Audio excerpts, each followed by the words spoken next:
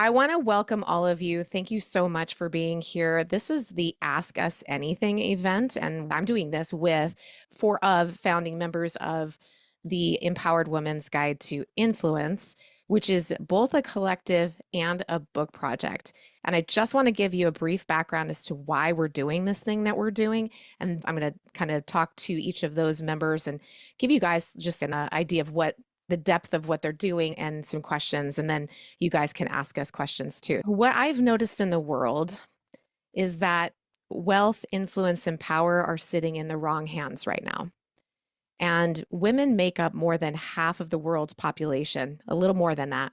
And they're not in the rooms where big decisions are being made. It's just underrepresented, right? Yes, we have women in certain areas and things like that, but it's vastly underrepresented.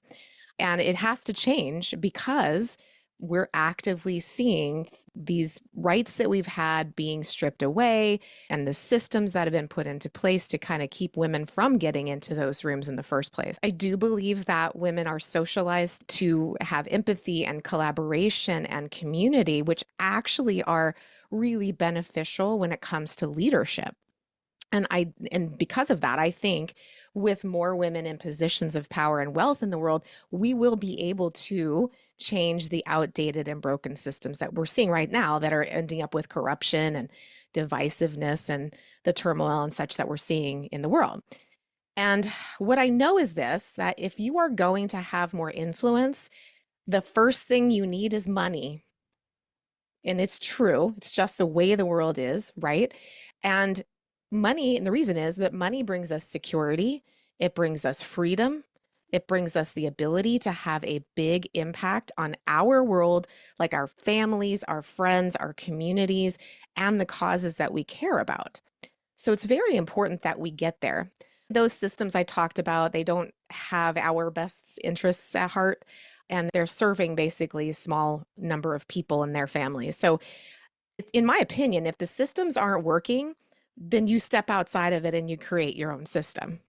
And that's why I thought, okay, I need to link arms with other women just like you, and we need to build our own kind of ecosystem. That's the word that I'm borrowing from Marie when she heard about this. And that's why I created this, because I was like, I can't do this all alone. I have a very big vision, but I need others to help me and to help me move it forward. And so, just a very quick show of hands that are here today as guests. I did send forward a project page through the emails and such, and maybe directly to y'all. Did you guys have a chance to look at it? You guys know about it? No, Leandra did not. Shelly did not. Christina, you did, right? Yeah. Okay. All right. This is what I'll do. Right after this call, I'll send it over to you, Leandra and Shelly. And I think Heather, you saw that, right? Okay, great. Just so you have more context around this and why I'm doing this, it'll just be helpful for you. And by the way, if you want, I can also give you a little bit at the end if we have some time. Okay. So I am so happy to have the chance to present some of the founding members of the collective today. And you're going to get, as I said, an opportunity to ask questions about their expertise. And these could be things that will benefit your business or you're just curious, that kind of thing. And since we've already done intros, I'm just going to call each of the founding members up. I'll have to pin you guys with me and just ask them a question that I have personally decided on asking. And then once we get through that, then that and some general questions, then I'll open up the floor for questions from everyone. Does that sound good? Yes. All right. Perfect. Okay. So let me go up here and do the pin thing. Let me bring Octavia up here. So spotlight Octavia. Yes. All right. Very good. I don't know how this is recording, whether it's seeing both of us or not. I don't know if it really matters. But Octavia, thank you for coming today. And I know that you have to probably leave a little bit early. Is that right? Okay. Yes, I All do. right. Great. Then we're going to start with you. Okay. So, as you guys know from the introductions that we had at the beginning, Octavia is the founder of Carson Legal Strategies. She deals a lot with IP law. And I know that's important for a lot of people that are trying to gain more influence, right? So, Octavia, what's the one thing that you wish every woman entrepreneur knew about protecting her brand and her intellectual property? Oh man. If you don't You start, this is what I deal with every day. And I love meeting, most of my clients are women entrepreneurs. So I love meeting women entrepreneurs before they start their next big venture, before they start their business, because we're starting fresh together and I'm not cleaning up a mess. oh, Most of the time, if I meet you when you already have an established business, it's because I have to clean up a mess. So I wish every woman entrepreneur knew that you need to secure your brand identity before you start to put it out there into the world, before you start to operate under your brand identity, because there may already be a brand using the name. If you start using it and you don't have it legally registered, someone else might think that they can use it. And so while you technically do own it because you used it first, you'll have to go through an entire cancellation process to get the other mark canceled that came after you. It's just way more expensive to either have to litigate against another brand or rebrand your entire business. So it's better just start from the beginning with a registered trademark and each year do an audit of all the new things that you have come up with and continue as you go to get your brand name, your logo, and your slogans registered. amazing. And I know there's this whole process about doing the research and all the Mhm, stuff behind that. And just a quick fun fact, I tried to, she knows the story. I tried to trademark a previous name that I thought was amazing, and then I got it out there and I realized, oh, yeah, so it's not on the USPTO, right? The name wasn't out there, but not by the specific name, but there was a name that sort of sounded like it. And so they mhm, were like, nope. So we don't know what we don't know when we get involved in this process. So I do mhm. appreciate that. And just a quick question about being a part of this group. We've known each other for probably a good 8 months, let's say, something like that. When I approached you about the project, were you skeptical about it? Did you have some kind of feeling like, I'm not so sure? And if so, I'd love to hear what you were skeptical about and what changed for you. I guess I never really felt skeptical. I knew this was going to be an amazing idea because I'm really passionate about what I do. Melissa's really passionate about what she does, and I was sure that she was going to find other women who are passionate about what they do.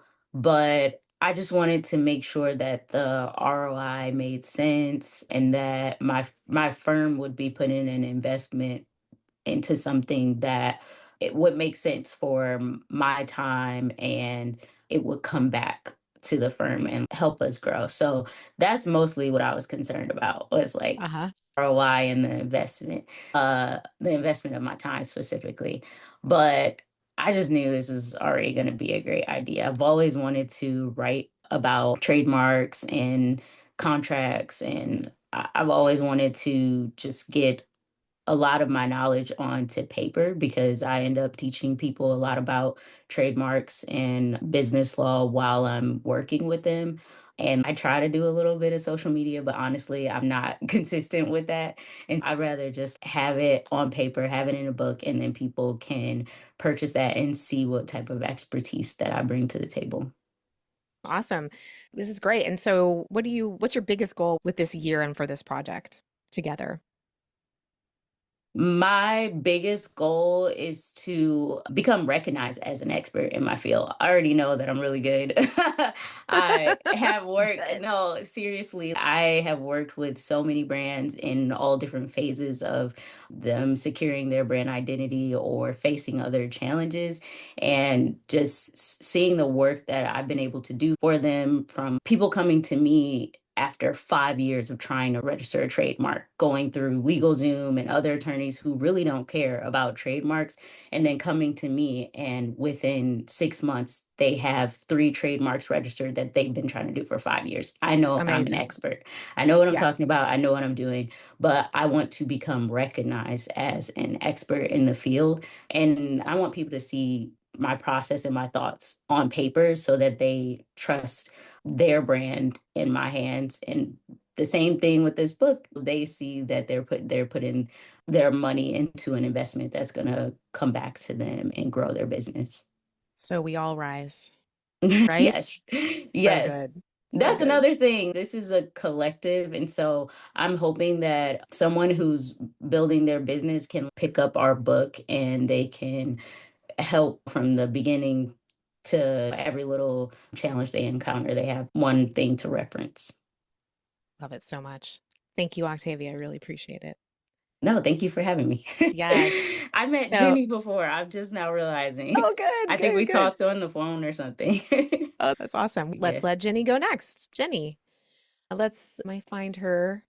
You guys are gonna have to give me a little bit of leeway here while I look for where is Ginny?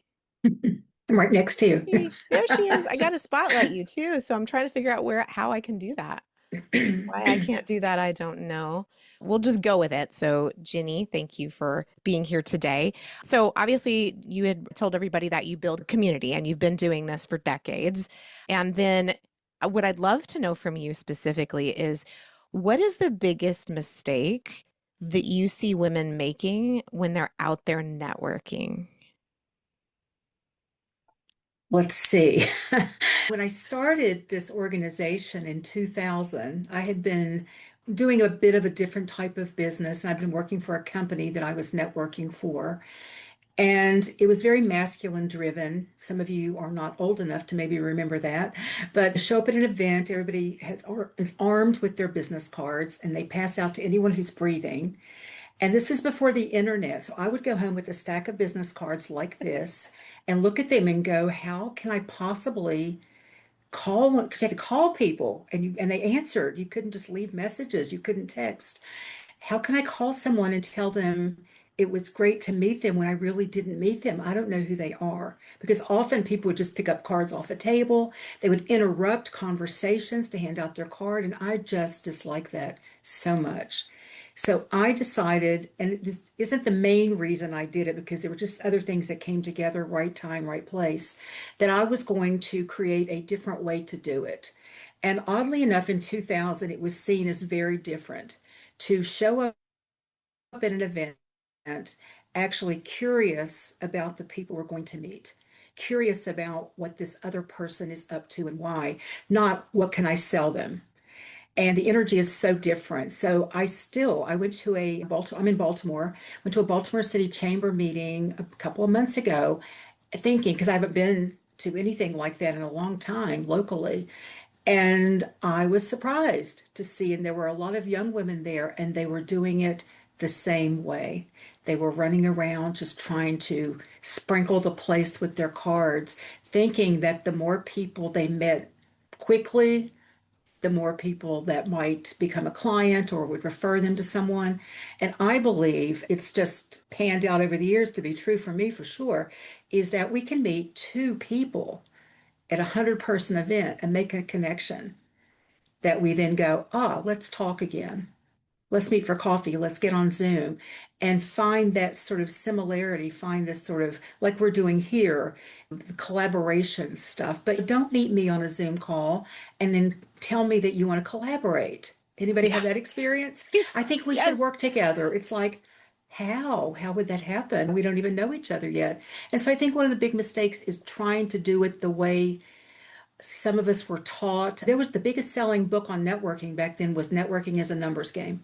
Oh, And that says it yeah. all right there. So, yeah, Yeah, for sure. it's all about relationship. And you all know that because that's finally become a little more popular than the other way, I think. And Truly. women, see, that's how we do it naturally when we're left to our own devices. We're not listening to who we think are experts telling us how to do it. We do it naturally that way. Yeah. Yeah, I'm a believer in that for sure. yeah. For sure. So what about the collective is so exciting to you, given that you have this community?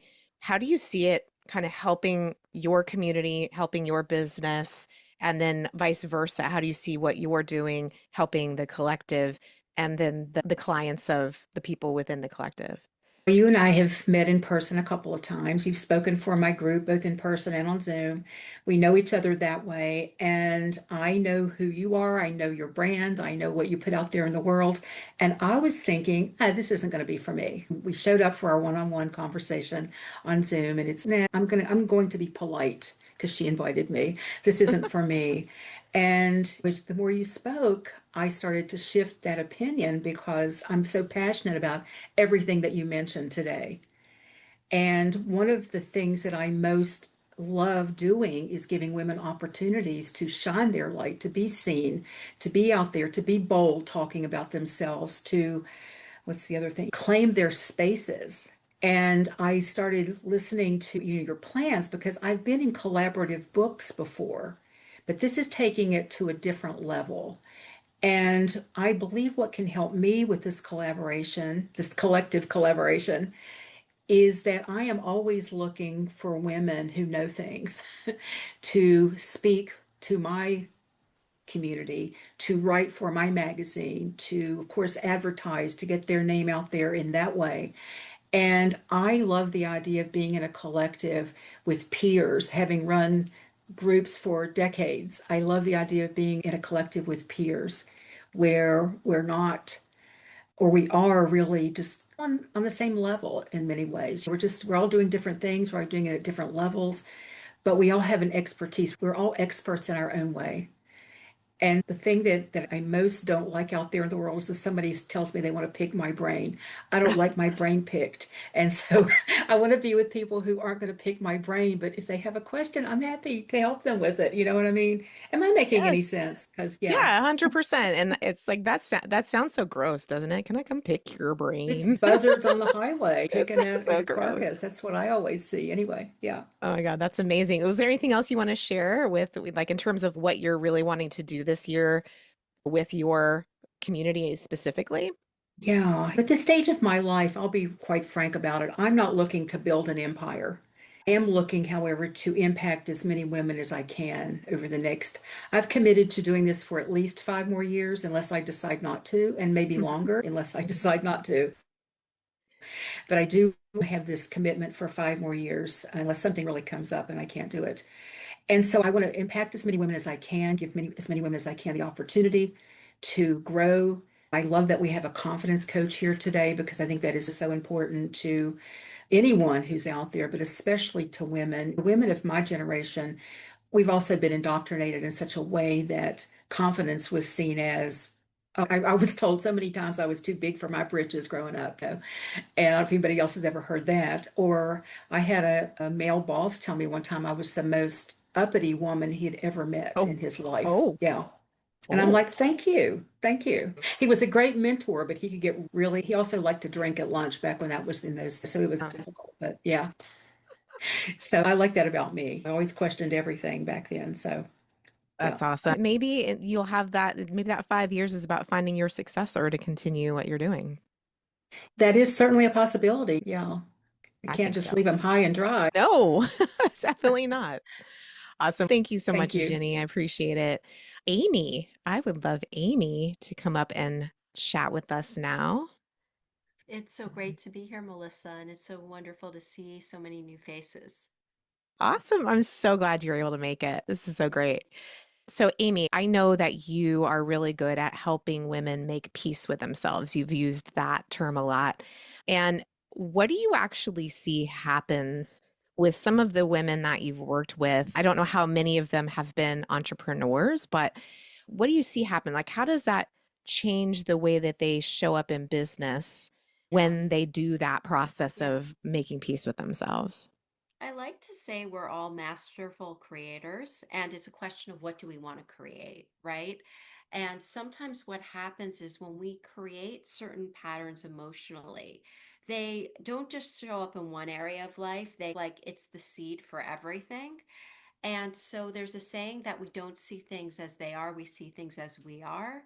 And I really look at if we want to create impact, if we want to be a leader in meaningful ways, we have to heal. Because what happens when we don't is when we see like a almost a mirage, or sometimes we get that ping that reminds us of an earlier wound, we can't show up in a way that's honorable. And I find that we have many different parts to us. It's one of the things I love about bringing astrology in, and what I love about even internal family systems, that it really looks at the fact that we're not just a three-dimensional one way of being. We're not a happy person or a sad person, but we could say that certain parts of us end up in the driver's seat. And so if we're looking to create, we really want certain parts of us that are strategic, certain parts of us that are thoughtful, that are creative. And we can't have those parts of us in the driver's seat if we're busy surviving and we're busy still working through very acute wounds, because we'll be too tired or we'll be too exhausted or we won't see an opportunity clearly. So I find that healing, I recommend for everyone. I think the world would be a much better place. I like to say that the best form of activism is healing ourselves as well. And but I find, especially if we're committed to impact and we're committed to being visible, all of our stuff is going to come up when we're in a broader arena, because we're going to have more people coming at us. We're going to have our words count differently because they're going to reach larger groups of people. We're going to have to deal with people projecting stuff on us. And that's one of the first things that I say to women in particular when they're looking at building something. I ask them, how good are you at tolerating rejection? Or Mm. I'll ask them, what is it like for you when things don't go your way? Or how do you get along with other people? Because so much of being a business owner is helping other people win. I don't care Mm-hmm. what industry you're in. People will come Yeah. back to you if they're winning. But in order to really set the tone for other people to win, we first have to win in our own life. Otherwise, we're faking it until we make it, which I find never really works, actually. No, That not I find people authentic, notice. they notice, and Yes. authenticity and alignment is really the only way that I really see attracting more abundance. And so we have to be abundant first. We have to feed ourselves first. And I don't know if that fully answers your question, but I like to say, if we're going to be masterful creators, first we want to look at what are we creating emotionally for us, and what are our patterns emotionally, so we can interrupt those patterns if we need to. I don't believe that any of us are ever perfect. I hope I'm always learning up until I'm like over 100, which I plan on having a long life. But I hope I'm always learning and growing. But sometimes part of learning and growing is looking at what patterns do we need to interrupt. Yeah, that's really good. And something you just said actually made me think of something that happened recently, and that is that idea that if you are in this state, that emotional state, I'm just going to interpret what you said, that you can't see the solutions because they're in a different frequency. And Like, you sometimes know what I what I mean? will say is we'll see the solutions because they're the same solutions we've always saw. So sometimes our Oh, solutions look like if we've always almost run away from conflict. That's the solution we'll see. oh, yeah. So it's something that you can't get outside of the box stuff if you are in that state. It's just Yeah, going to be the things that you've always done, like patterns, as you say. absolutely. And so I think sometimes we just need help interrupting the patterns, but we can't interrupt it if we don't see it. And what I like to say is that our, like, my job as a therapist, and this is the job that I hope all therapists are like attempting to do, we don't want to almost level someone's home, but we want to give them more tools, or sometimes we want to give their home an addition, or we want to repaint their house. We don't need to destroy everything. Sometimes running away from conflict saves our life. It really does. And then other Yeah. times it doesn't allow us to know our own strength. And other times it doesn't make us trustworthy because people could sense that we're not meeting something head on. And so, what we want to really look at with understanding our patterns, especially when it comes to being a business owner, is knowing when we can use a certain tool and when we won't. It's about how to be more responsible for ourselves as well. I know there's certain people who will trigger me, But it doesn't mean I don't work with them, but it does mean that if I do work with them, I might schedule them at the end of the day as opposed to the beginning of the day. Strategic. Or Yes. and that doesn't mean my end of the day clients are bad, but what I'm saying is that it's more about, that's an example of almost knowing your own energy level with things. Mm-hmm. And if I know somebody is going to trigger certain parts of me, I really look at it as an opportunity for me to look at where that thing lives inside of me too. Because there's a saying, if you spot it, you got it. And I Mm. think as a business owner, we're only going to have more customers if we know how to make people feel at ease with us. And we know how to make people feel safe with us. So we want to really look at what we need to heal from a projection standpoint, and where those projections actually live internally or are something we survived on some level. But when we're not needing to almost be like a firefighter or somebody who is constantly needing to emotionally regulate, we have so much more room for creativity. Oh, I love this. I love this so much. I wish we could continue on the subject. I want to just ask you one more question. What's so exciting to you about this collective and book project?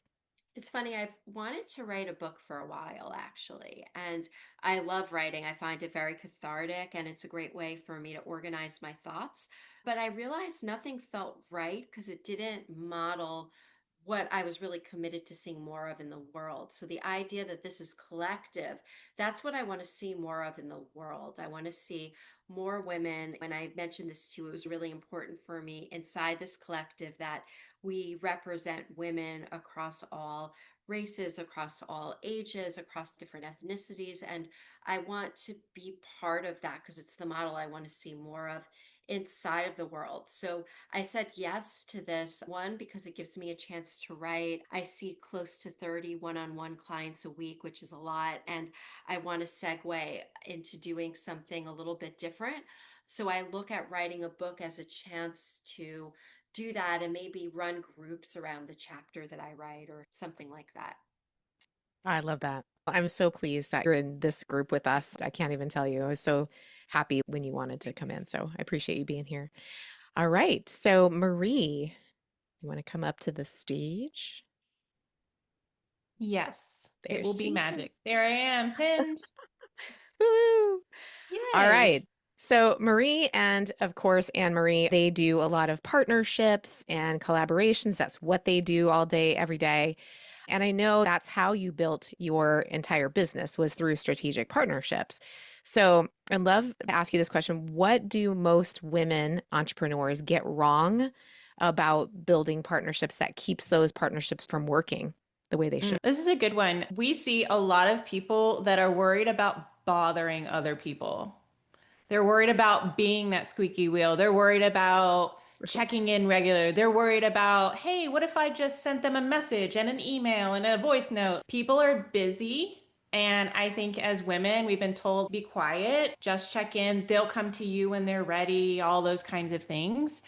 And that just doesn't work in a very busy space because we're fighting against all the other inputs that happen, not only their business, but also family that's coming in. Right now, the trash man is coming through. Did somebody take the trash out? There's all these inputs that come in. And I Mhm. think for us, we need to be those people who want to follow up. We want to be those people who are top of mind, and we're not bothering people if we do follow up. So it's very tactical, but there's also a lot of mindset behind it, I find. Anne Marie and I find this all the time. People don't want to check in. And it's unfortunate, but it is a thing that if we did it more, maybe we would be top of mind consistently. Does that make sense? Yes, 100%. And I will Yeah. say that one of the things that I'm part of Anne Marie's Pop Circle group, just ever since I started, it's what's been amazing is not just the introductions that she's making for me to some really amazing people, but it's also the fact that they've given me their opinion on how I'm handling things where I'm like not sure, I'm like the that conditioning or whatever pops in and I feel some kind of way about reaching out or like how often I should reach out or in what way I should reach out.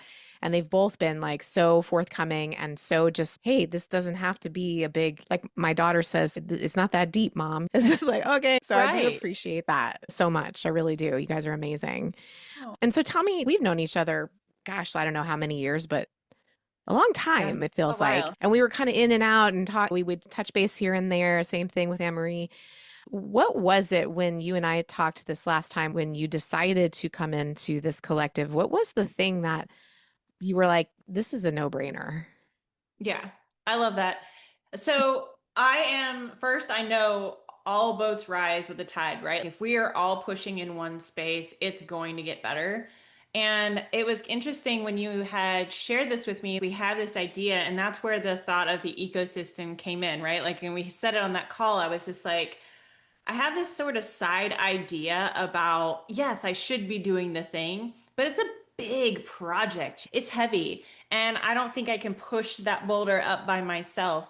But when you're talking about bringing all these other amazing women together and the collective idea of it, I was just like, yes, of course, that's what we're going to do.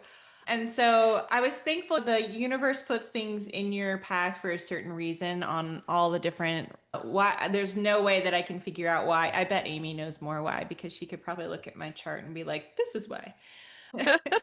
That's what you But guys are going to talk about when you meet. that's what it is. Yeah. Talk about natal charts instead. But that's the answer, right? It was the answer I didn't know that I was looking for. And I thought it was absolutely wonderful. Mm. And then for others that are here and they're saying the same things, and we're talking about relationships, like Aimee and I are huge on relationship driven marketing. We want people to create long-term strategic relationships with other people. And by the very nature of us working together, businesses will grow. It can't not happen that way. So this is creating a place of my people, and I would like to be part of it, please. You are. So that's great. Yes. That's so amazing. Yeah. And I think that's exactly what it's like. It's like you can't do this alone. And that's the thing. You just in and of itself. And I love that you said, like, if you are in community and in an ecosystem of people who are going in the same direction with that same mission, it can't not work. So it's great. 100%. It's going to work. What can you share with everyone about the Pop Circle that they may not know about that would be interesting for them to Yeah. know? So the Pop Circle is our membership community. We bring together amazing people who believe in this idea of relationship-driven marketing. And we have conversations regularly about how to do that well inside of your business. Partnerships, referrals, affiliates, all these different words that go in. That should be a layer within your business. And we want to make sure people are doing it what Aimee and I consider the right way, as in do what you say you're going to do, follow up regularly, check in, vet people before you just put your name behind this. I think that Octavia said it where it's like, those people you're attaching your name to them. Now, I'm sure that they're put together as a business, but I think that's really important that you do that vetting process through there. So we do that inside of the Pop Circle. And then also we know lots of people who are looking for other people. So I think connections and introductions is the biggest joy in my life. I do it every day, multiple times a day, where I will, hey, you should know somebody. And it's just as that. It's just, hey, I would love for you to connect and make sure this is a good person for you to know inside your business. So, yeah, you think about it when you just do it naturally and it's all day, every day, you're just like, oh, yeah, people don't do this. But I'm thankful that we get to train people inside of the Pop Circle. I love it. Thank you so much, Marie. I'm so glad that you're part of it. Yeah, me too.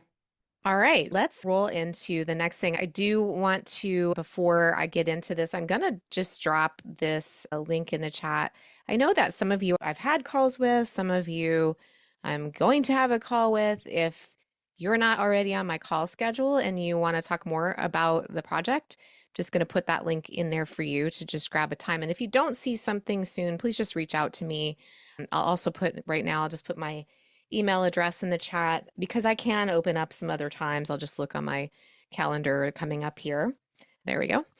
And so what I want to do now is for those of you who are guests, like Heather, Rachel, Shelley, wanting to see who else is left because I think a couple people left. So you guys, just come off of mute and ask a question to any of the ladies who are in the collective about what they do, or if you want to ask me a question about the collective, whatever's on your mind. I haven't yet had the opportunity to have our call. I think we're talking tomorrow. Yay. I don't know enough about the collective or the project, so all my questions would be the things we're going to talk about tomorrow. That's totally fine.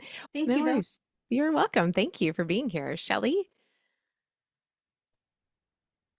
I don't have any questions. I do, however, love this space. I am a type of person, although I have a twin brother, I've had to learn to do life and do things like on my own, so to speak. So I've written multiple books. One of the books I wrote is actually about achieving your goals, a new framework to help build your confidence, gain clarity, figure out what you already have so you can take action faster.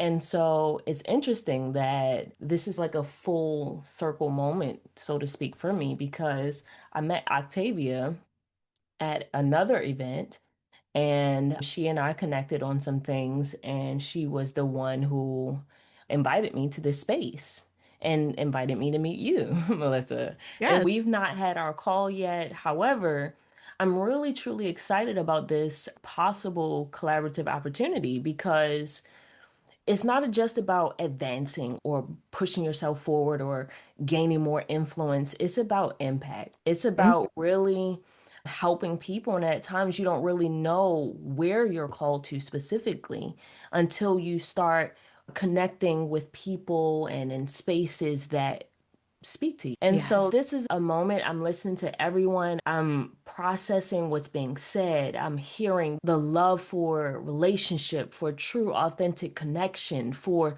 the desire to make a difference, the desire to, in so many words, be a blessing to someone else outside of yourself, but also to refuel yourself in this space. And I love that so much. And so I'm excited about the possibility. I'm excited to be able to share what I've learned. There's so many outdated systems, as you mentioned, Melissa, when we first started. There's so many outdated systems, even when Ginny was talking about the networking and things of that sort. There's so many things that are outdated that don't serve us anymore. But having this collective, this experience, this collaboration, I believe, would allow us to create that new system, and a system that will make a difference and have the ability to evolve with as the world changes. So I'm excited and thank you so much.